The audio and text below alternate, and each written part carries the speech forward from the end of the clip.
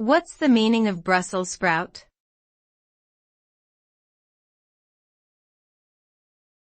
Brussels sprout.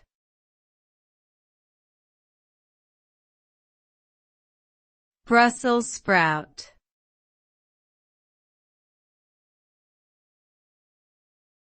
Brussels sprout.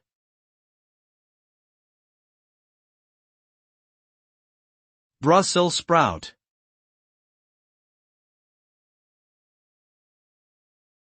A Brussels sprout is a small, leafy green vegetable that closely resembles a miniature cabbage. It gets its name from the fact that it was first cultivated in Belgium, specifically, in the city of Brussels.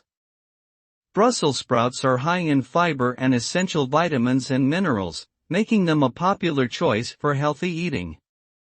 However, some people find their taste to be somewhat bitter or unpleasant. They can be cooked in a variety of ways, including roasting, steaming, or sautéing, and are often served as a side dish or incorporated into salads, soups, and stews.